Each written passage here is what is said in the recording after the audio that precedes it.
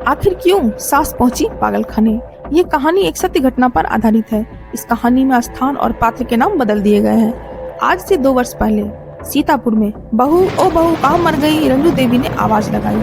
वो अभी सारा काम निपटाने के बाद नहाने के लिए गई थी और सास की हर 2 मिनट में ऐसी आवाज सुनने की उसकी आदत पड़ चुकी थी। जरा सी नजरों के सामने से हटी कि सास चिल्लाना शुरू कर देती थी। इस बार आवाज कुछ ज्यादा ही तेज थी, कोई अनहोनी न हो गई हो। उसने जैसे तैसे अपने ऊपर 2 मग पानी डाला और कपड़े पहनकर बाथरूम से दौड़ते हुए सास के कमरे में आ पहुंची। अरे मरी, तुझसे एक काम भी ठीक से नहीं होता, रंजू देवी फिर चिल्लाई।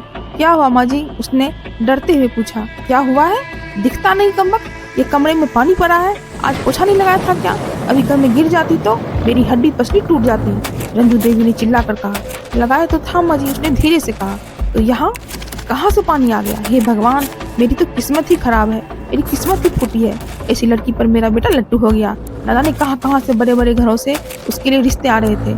अच्छा अब चल जल्दी से इसे साफ कर दे, सास ने चिल्लाते हुए कहा। उसको पता था कि नहाने जाने से पहले ही उसने पूरा घर साफ किया और ये पानी जानबूझकर उसकी सास ने ही उसे तंग करने और ताने सुनाने के लिए गिराया है। फिर भी उसने बिना कुछ बोले गिरे पानी को साफ कर दिया और अपने कमरे में आकर थोड़ा आराम करने बैठ गई और सोचने लगी, सास की चिल्लाहट अब कौन से काम के लिए बुलाने वाली होगी, अब कौन सा बम फूटने वाला है।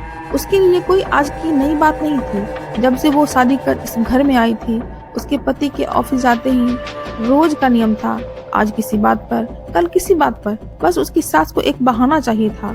अगर नहीं मिलता था तो बहाने बनाने की कला में वो माहिर थी और झूठ तो ऐसा बोलती थी कि सामने वाला भी धोखा खा जाए। लेकिन इस रोज रोज की किचकिच से अक्सर वो तंग आ जाती थी। पर कुछ पति के प्यार और कुछ सास की उम्र और कुछ घर की नई बहू होने की वजह से सब बर्दाश्त कर रही थी। उसे खुद ही समझ नहीं आ रहा था कि उसके खुद के वजूद में इतना परिवर्तन कब और कैसे आ गया। उसको यह भी याद नहीं कि कब उसके अपने घर में उसके माँ या पिता ने कभी उससे ऐसे सुर में बात की हो।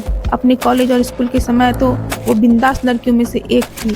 पूरे स्कूल या कॉलेज में कहीं भी किसी के साथ कोई गलत बात होती थी तो वो लड़ने के लिए सबसे आगे खड़ी रहती थी। किसी के भी हक के लिए वो पूरे सिस्टम से लड़ जाती थी। पर आज अपने ही हक के खिलाफ हो रहे इस अत्याचार पे वो कुछ नहीं बोल पा रही है। इस अन्याय को चुपचाप सह रही थी। सोचती थी, क्या यही शादी के मायने होते हैं, जब एक लड़की को अपने स्वाभिमान और सम्मान को एक नए परिवार की सूली पर चढ़ा देना पड़ता है, अपने सपने को तोड़ देना पड़ता है। शाम को पति के आने पर बहुत सारी बातें करने का मन होता था उसका। 1-2 बार कही भी थी, पर एक तो थके होने से वो इस पर ज्यादा ध्यान नहीं देते थे और फिर अपनी माँ के खिलाफ वो एक शब्द भी नहीं सुन सकते थे। उनकी माँ भी अपने बेटे के सामने उससे बड़े दिखावे के साथ बात करती थी, पर जैसे ही बेटा घर से बाहर निकलता था उनके तेवर बदल जाते थे, जो उसे समझ में नहीं आता था कि एक इंसान पल भर में 2 तरह के व्यवहार कैसे कर सकता है। रंजू देवी को सबसे ज्यादा तकलीफ उसकी शादी में मिले दहेज से थी, जबकि उसके माता पिता ने अपनी हैसियत से बढ़कर उसकी शादी में खर्चा किया। लेकिन दहेज में या दूसरे से कुछ भी मुफ्त मिलने की उम्मीदों और अभिलाषाओं का कोई अंत नहीं होता। हर चीज कम लगती है और उसके आने पर सबसे पहले उन्होंने घर की नौकरानी की छुट्टी कर दी और घर में उसके कदम रखते ही हाथों की मेहंदी का रंग छूटने से पहले ही बाकी कामों के अलावा बाई के सारे काम का भी भार उसके ऊपर आ गया। एक दिन वो रोज की तरह सुबह झाड़ू लगा रही थी।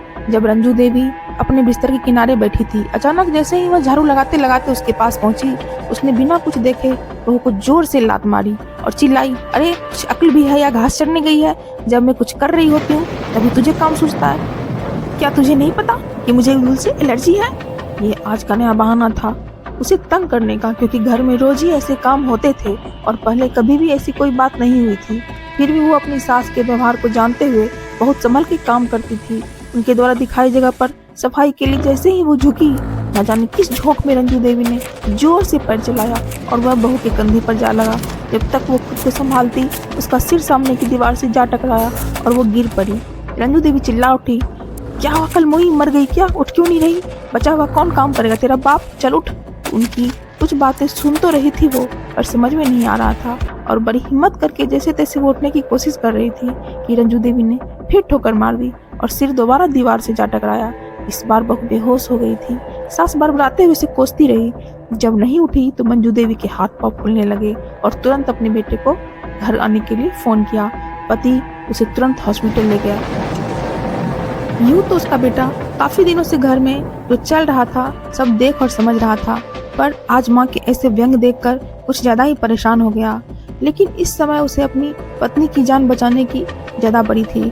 डॉक्टर की तमाम कोशिशों के बावजूद सिर के अंदर कोई नस फट जाने से पहले तो वह कुछ दिन कोमा में रही और अगले एक ही सप्ताह में उसने दुनिया छोड़ दिया। वह इस दुनिया को छोड़कर जा चुकी थी। वक्त के साथ साथ बातें कहाँ छुपती हैं। धीरे धीरे पड़ोसियों की जुबान पर उसके प्रति रंजू देवी के बुरे बर्ताव की बातें सामने आने लगी, जिसमें रंजू देवी के बेटे का नाम भी आ ही जाता था।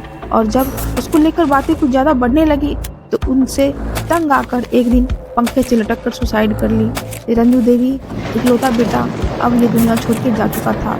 अब पूरे घर में दिन भर सन्नाटा रहता था। रंजू देवी कुछ दिनों तक लोगों को दिखाई पड़ी और अक्सर घर के अंदर से उनकी आवाजें सुनाई पड़ती थी। अरे कलमोही कहाँ मर गई, मेरे बेटे को भी साथ ले गई, चल जल्दी आजा बहू, घर बहुत गंदा है, चल थोड़ा काम कर ले, झाड़ू पोछा कर ले। फिर उसी लय में रोते रोते उसकी आवाज सुनाई पड़ती थी। बहुत अच्छी बहू थी, कभी शिकायत नहीं करी उसने, अभी हॉस्पिटल में है, इलाज चल रहा है, मेरी वजह से उसका सिर फट गया था ना, मेरा बेटा भी उसी के पास है, लेकिन अब तो वो ठीक हो गई होगी। अरे कोई तो उन दोनों को वापस लेकर आओ, अब की बार उसे कुछ नहीं कहूंगी, माफ कर दे बहू, माफ कर दे। कुछ दिनों के बाद पता लगा कि उनके किसी दूर के रिश्तेदार ने उस मकान को औने पौने दामों पर बेच दिया है, क्योंकि रंजू देवी के पागल खाने में भर्ती होने के बाद उस मकान को देखने वाला कोई बचा ही नहीं। इसलिए कहते हैं कि वक्त रहते इंसान अपने आप को सुधार ले, अपना व्यवहार दूसरे के प्रति ठीक रखे, नहीं तो जब वक्त सुधारता है तो सिवा पछतावे के कुछ नहीं मिलता।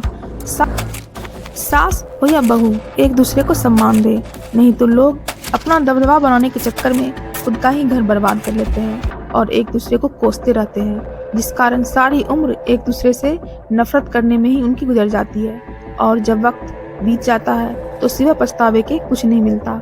अगर आज रंजू देवी अपनी बहू को बेटी ना सही कम से कम बहू ही मान लेती तो ये दिन देखना नहीं पड़ता। रंजू देवी का भी बड़ा पूरा और खुशहाल परिवार होता, लेकिन अपने गलत व्यवहार के कारण उन्होंने अपने ही परिवार को समाप्त कर लिया। आज ना ही उनका परिवार बचा और ना ही वो, सब कुछ खत्म हो गया। इसलिए बहू को बहू समझे, कम से कम बहू तो जरूर समझे, और सास को सास। अगर ये स्टोरी आपको पसंद आई हो तो प्लीज मेरे चैनल को लाइक और सब्सक्राइब करें, और हाँ, बेल आइकन दबाना ना भूलें। तो फिर मिलते हैं कहानी गुंजन के साथ, नई कहानी में एक नई सीख के साथ। धन्यवाद। जय हिंद।